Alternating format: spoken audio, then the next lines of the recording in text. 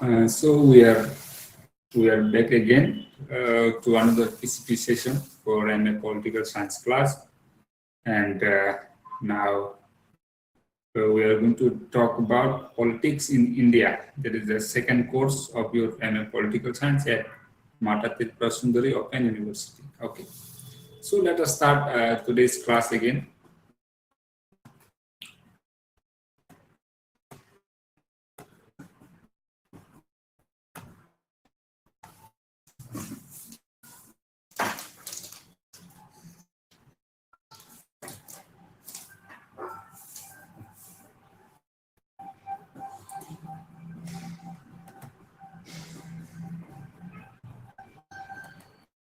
This is the second course of your MA Political Science first semester.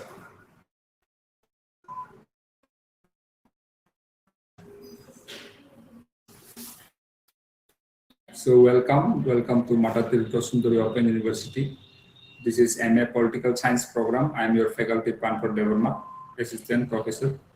This is my contact details. If you have doubt and queries regarding the course, regarding the university, regarding the program, BA, MA, or any other political science or any other subjects, also you can contact me in the office hours and you can email me. I'll be happy to reply to your queries regarding anything about the university and the course. So for introduction this session, the course name is Politics in India. The course code is PLM 6112. Credit is 4. The units we are going to cover is 17, 18, 19, and 20 from the SLM that has been shared to all. So we are going to cover 4 units today about the politics in India. So introduction and objectives of this session is that what we are going to discuss about these movements or the demands or the protests against the government, so to say, why we all sometimes we see, people are protesting on the road. Recently, there was protest I saw in the news, like in Rajasthan. I believe lots of farmers are coming out with tractors on the road. Okay, so these are protests and movements that often happen. Okay, in demand. So the demand was recently about the Arabari Hills, something about the construction of new sites there. People are starting to demand to withdraw that project. So movement reflects against the government, against the authority. Sometimes people do not like the decision taken by the authority or the government, so we protest and we demand justice. So that is one thing to remember. So this developmental politics is shaped by basically what? Regional aspiration. Region, different section and different region. Okay, so they have aspiration. They have their own demand. So the politics are shaped by regional aspiration and socioeconomic grievances. They have some things in society, in economically, they have some struggle. So they ask and they demand. That is why development. That's how about the development politics. There are also about state autonomy movement, challenge federal power and concentration. Sometimes we have seen in many parts of the India that is demand for separate state, Bodoland, Gorkhaland. Okay, so there are many even Tripura land. So these are some autonomous movements. The states are separate. Then separate demand. Even Telangana was created, I think, in 2014. So that is what? This is separate state demand. We from the power, from the center, we want separate. We want our separate administration. So these are the things. Okay. Peasants movements, like the farmers, basically they are often protest because the facilities or the what this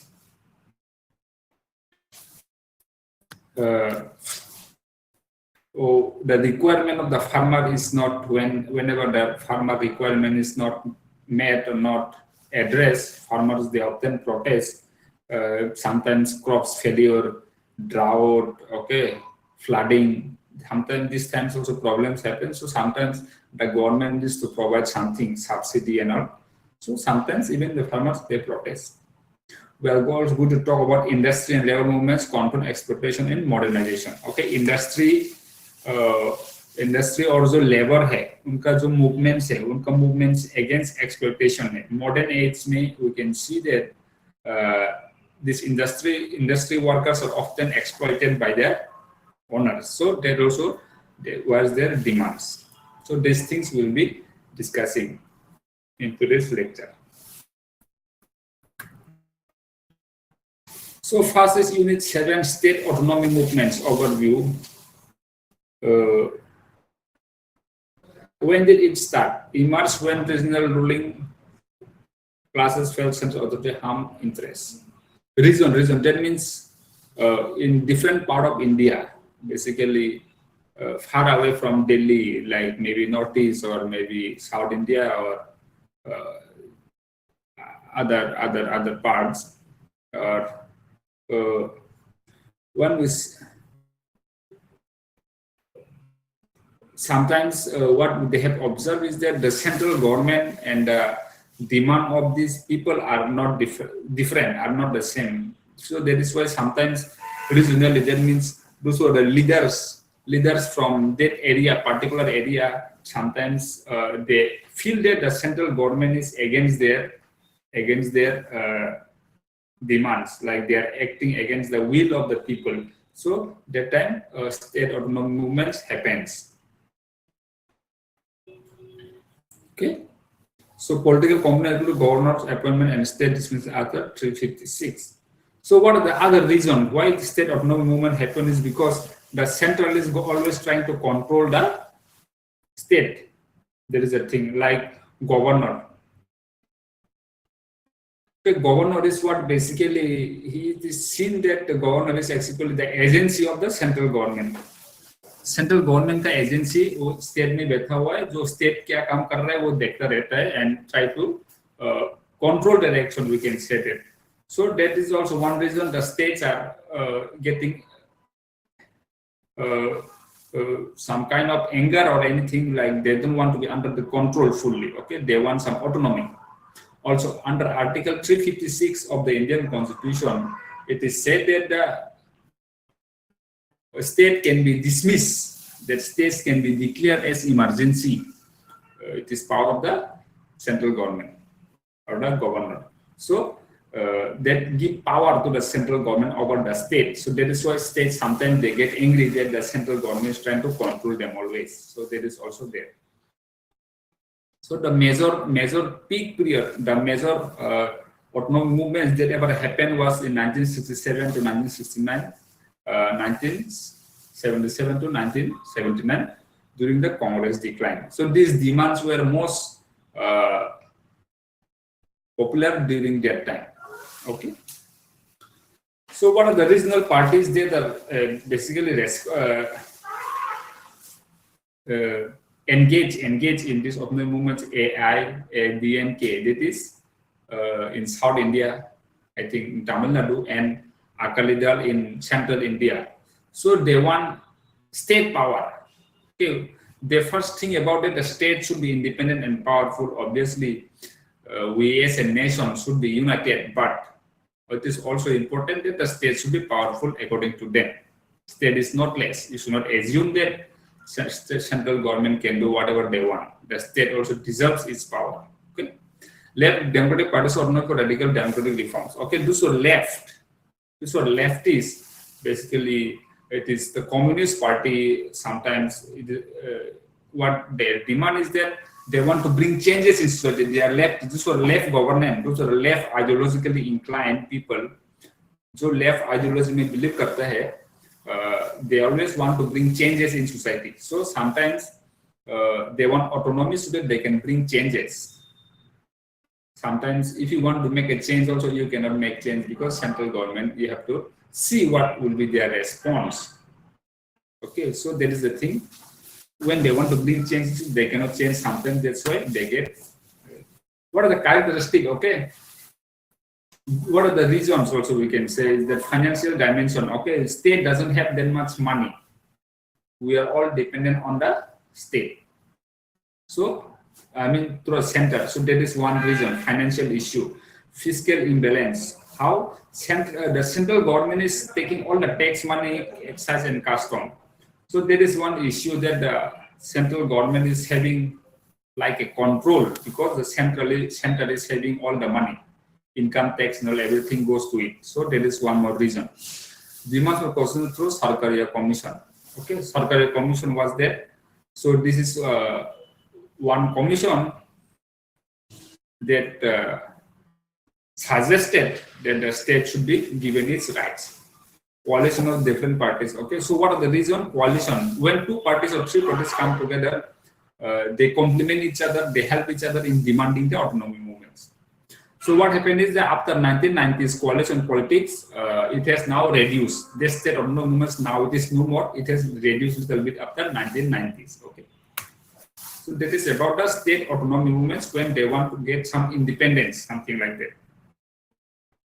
So now let's go to peasant movements and development, the farmer movements. How did it start? During the British period, let's go back to history again. In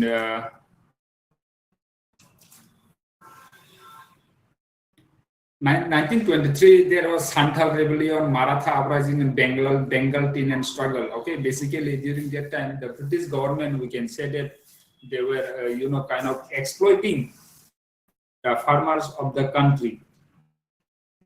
So that time, what were the demands? Santhal rebellion and all. Okay, again in phase 2, what happened? 1922, 1946, formation of clans conscious peasant organizations. So the peasant class also they started forming groups.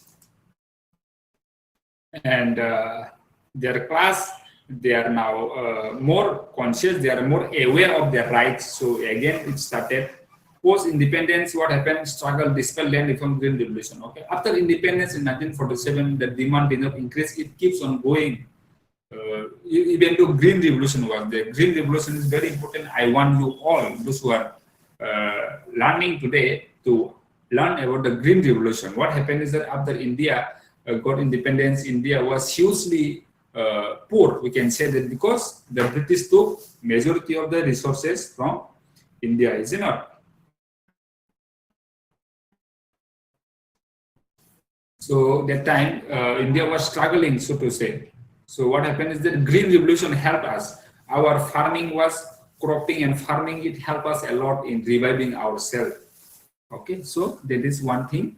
Even though there was a huge improvement in farming and improvement in cultivation in paddy field and all, there was still some struggle.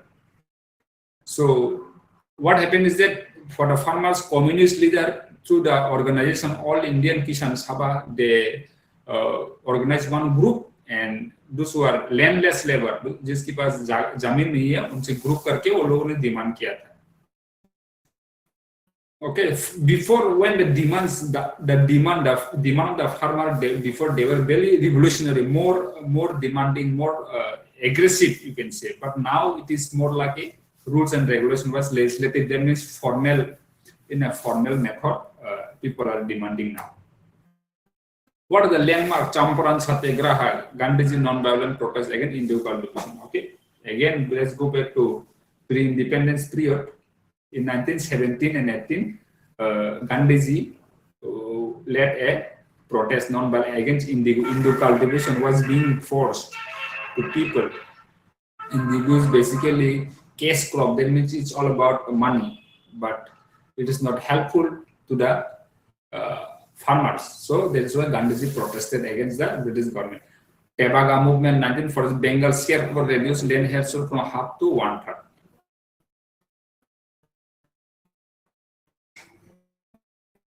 Okay, so that time also there was demand, there was a protest among the landlord and the farmers in Tebaga movement. Very important, remember this movement. Telangana movement 1946, communist led peasant struggle against feudal oppression. Okay, again in Telangana also the landlord and the workers, there was a conflict between them. Naxalbari movement 1967, still it is happening, land reform and against agrarian transformation, especially in Jharkhand and all, it is still there, Naxal. Okay, so their demand is that those who are landless should be given land. बहुत सारा लोग है जिनके पास जमीन नहीं है, उनको land दिया जाए, उनका ये डिमांड है. So and development movement और जो फार्मर मूवमेंट और डेवलपमेंट पॉलिटिक्स के बारे में क्या लिंक है? So why this demand are there? Because uneven development, क्योंकि कोई जगह में बहुत ज्यादा डेवलप, कोई जगह में not develop. So there's a thing, some places they are highly developed, some people are not developed. There is a reason of their demands. Agrarian restructuring is sustainable. Okay, they want their agriculture to be facilitated more. It should be sustainable so that the farmers can be helped in the long run. Maybe with technology, nowadays technology age, it should be provided help from the government with clean technology, sustainable, not that overusing the land and all should not happen. Okay, so these things should be taken care of. So what happened is that this green revolution, I said, when there was huge development in our cultivation and farming, there was two classes that are wealthy peasant and landless labor. It created wealthy peasants. Okay, rich people among the farmers also came, and still those who are landless, those who don't have land, those who don't have property, the two classes were converted. So now in the modern, what are there? BKU, sector is Sangathan, focus on crop price and market. Now their demand is that the crop prices should be properly managed and market should be properly regulated. Okay, so their demands is that crop prices and market should be regulated properly by the government. Like MSP, minimum support price, is always in the news. You should learn about it, that the government should provide. Now what we can see is that the labor are also connected with the demand of environment. Our labor, they also want the environment to be sustainable. Now let's go to the unit 19, agrarian transformation and land reforms. Agriculture में transformation क्या है और land के बारे में क्या reforms हुआ है व होना चाहिए? What are the things? Independence. After independence, what happened is that, let's go back to the independence era.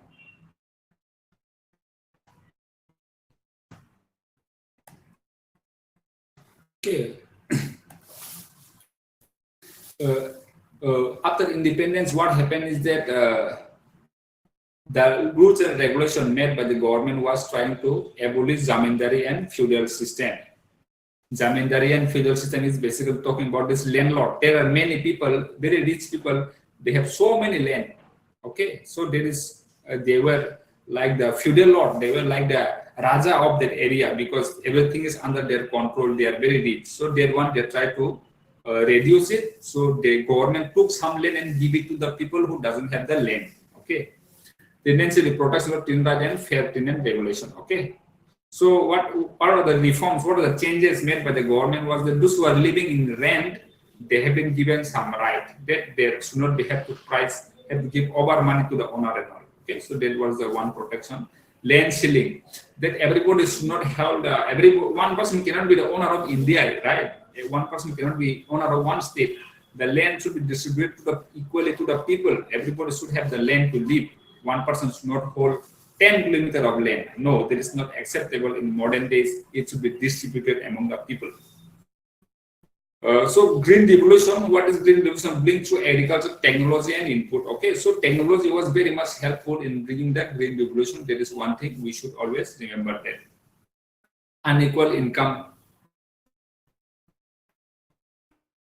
Okay, so one more reason in agriculture, what transformation is needed is that in some places the rich people are very much rich and the poor people are not able to develop themselves or upgrade themselves. So that is one thing, concentration. Only few people are rich, some other people are not able to grow up. So there is one of problems still there.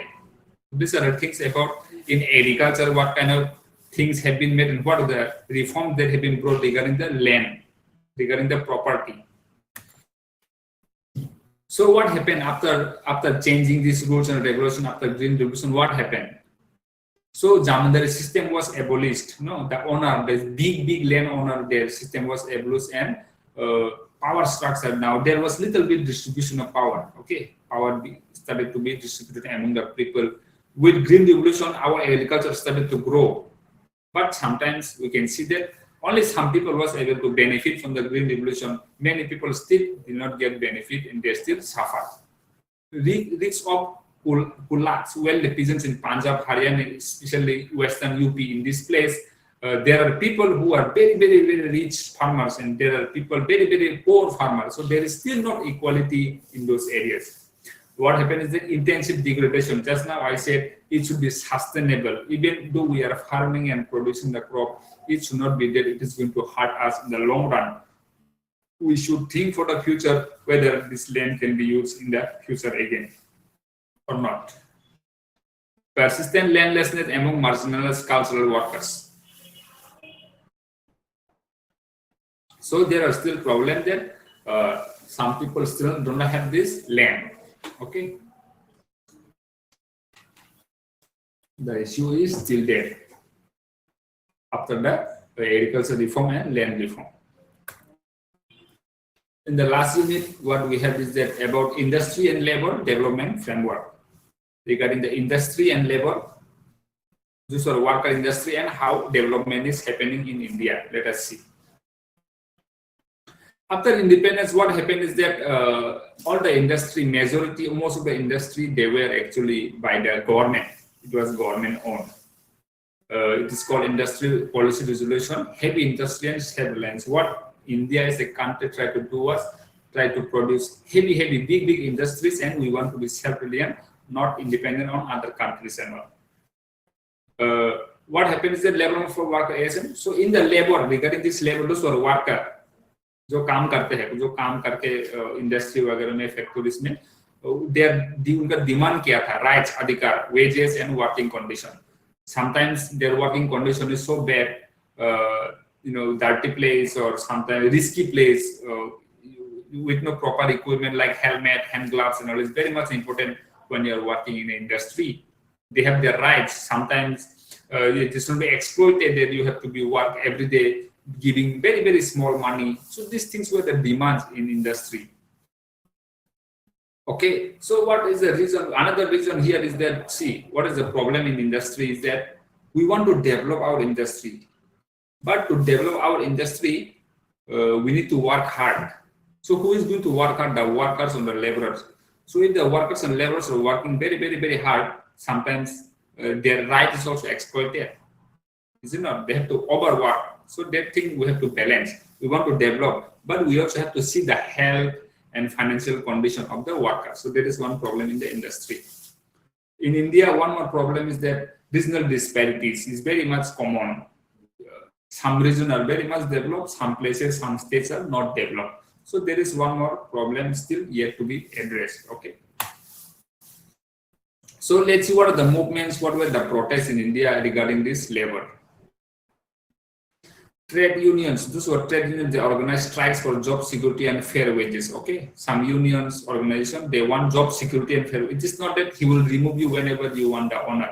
It should be organized strike for job security and fair wages. Okay, like Chhattisgarh Mukti Morcha, they talk about this rights of the labor, working, जो worker लोग हैं उनके rights और justice के बारे में उन लोगों ने demand किया. Challenges from technical and industrial restructuring. Okay, technology is still lacking, we can say that. Okay, technology is very much important, especially if you want to develop an industry. Technology should be adopted. That's how we can develop. Growing informal sector undermines traditional union organizing.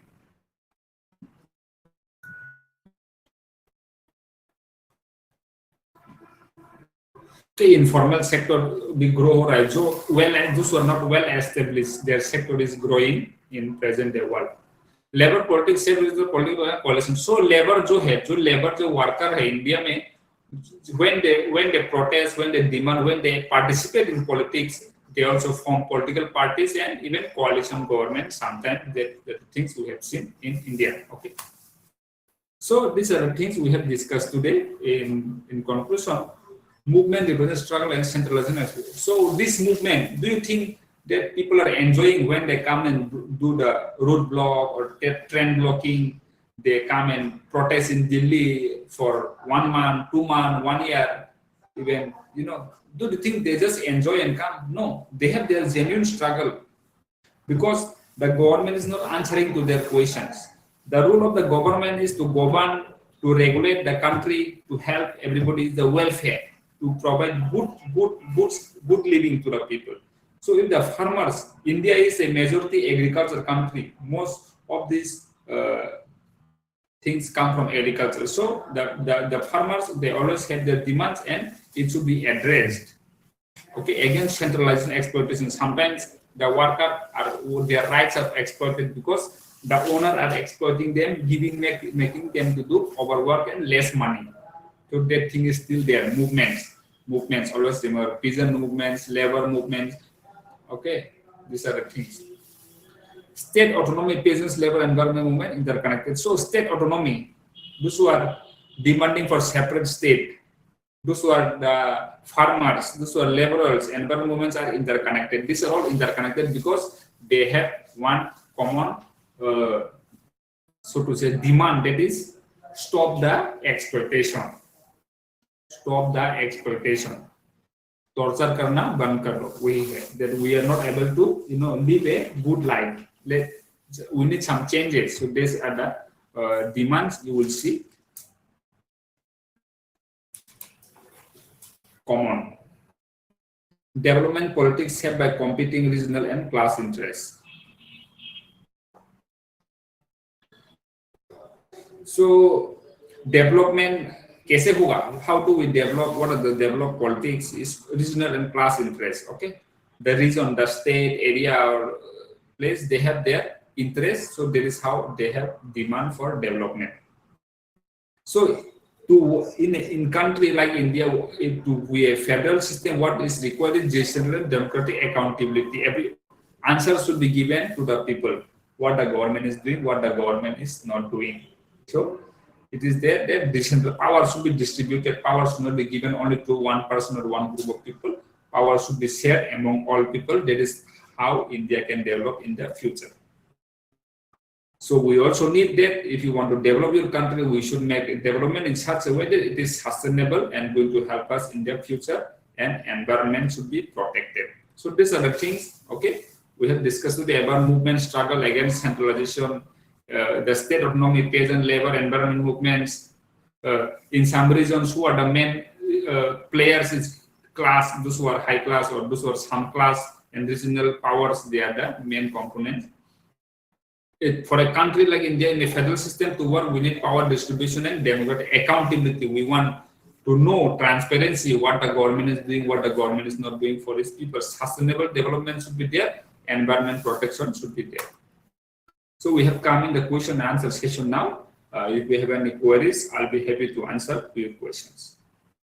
And here are two questions today. What is Sonal Gandhiji production indigo cultivation? So Gandhiji led the Satyagraha movement on indigo cultivation in the late 1910, 1916, 17, 18, in this time against the British, because the farmer, they have to cultivate the cash crop. It was not something we can eat, it was something to sell. So it was not benefiting the farmer anymore. So that is why it was not good. So he protested a non-violent struggle against the British. Labor movement. What are the movement of labor? So that they should not be exploited. They should be given fair amount of money. Okay, they should not be paid just 100 rupees, 200 rupees per day. Who can survive in today's world? Okay, so they should be given fair amount of money to their work. So these are the demands. So thank you for joining today in today's class in MA Political Science. Paper Politics in India. Next, we will see in the next class. Thank you so much.